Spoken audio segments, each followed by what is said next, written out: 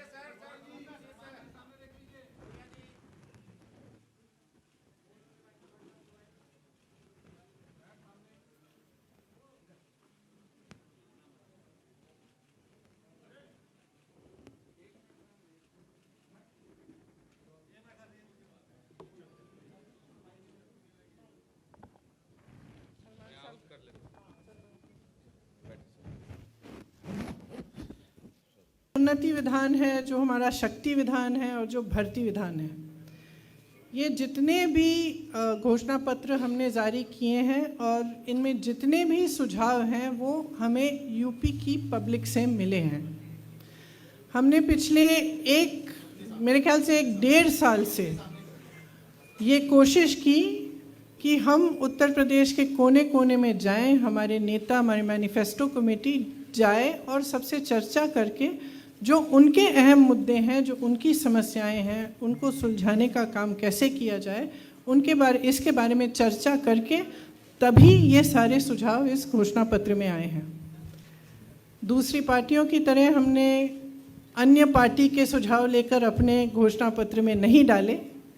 हमने जो भी इसमें डाला है वो पब्लिक की ही आवाज़ है।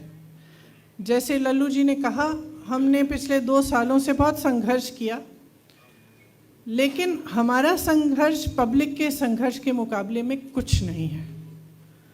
जो उत्तर प्रदेश की जनता आज संघर्ष कर रही है, जितनी परेशानियां को वो झेल रहे हैं, वे आप बहुत अच्छी तरह से जानते हैं।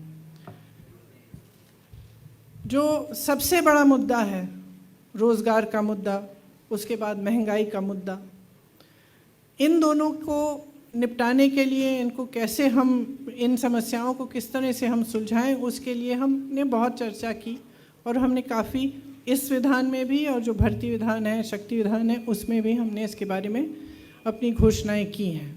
तो मैं कुछ मुख्य बिंदु इस घोषणा पत्र के मैं आपको पढ़ के सुनाना चाहती हूँ।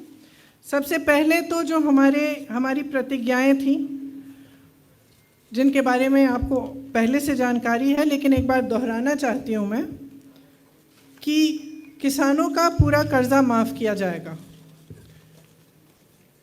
हम ये कह रहे हैं कि हमारी सरकार जब बनेगी तो 10 दिन के अंदर अंदर किसानों का कर्ज माफ़ किया जाएगा। छत्तीसगढ़ में जब कांग्रेस की सरकार आई तो आप सब ने देखा होगा कि शपथ लेते ही 3 घंटों के अंदर अंदर किसानों के कर्ज माफ़ किए गए। उसी तरह से हम यहाँ भी उत्तर प्रदेश में ये करना चाहते हैं। 2500 में गेहूं, धान और 400 में गन्ना खरीदा जाएगा। बिजली बिल सबका हाफ किया जाएगा। कोरोना काल में जिस का बकाया है वो साफ किया जाएगा, ख़त्म किया जाएगा। जिस को कोरोना से सबसे ज़्यादा आर्थिक मार पड़ी, उन परिवारों को 25,000 रुपये दिए जाएंगे ताकि वो एक बार फिर अपने पैरों पे खड़े हो सकें। हमने पहले भी ये बहुत बार घोषणा की है, फिर से दोहरा रहे हैं कि 20 लाख सरकारी रोज़गार दिलवाएंगे। इसका पूरा खाका तैयार करके हमने भर्ती विधान में आपको कुछ दिनों पहले बताया था।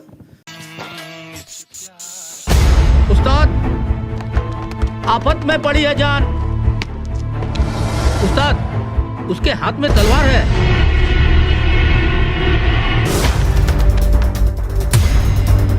तलवार का मुकाबला पाइप से।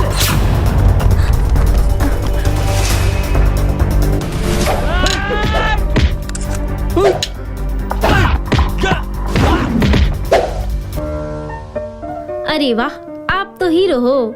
हीरो मैं नहीं, ग्लाइको पाइप है। अरे बॉस का कॉल। हेलो, आज का हेडलाइन क्या है? आज का हेडलाइन तो ग्लाइको पाइप है सर। ग्लाइको पाइप, हम चुकाते हैं एक एक बूंद की कीमत।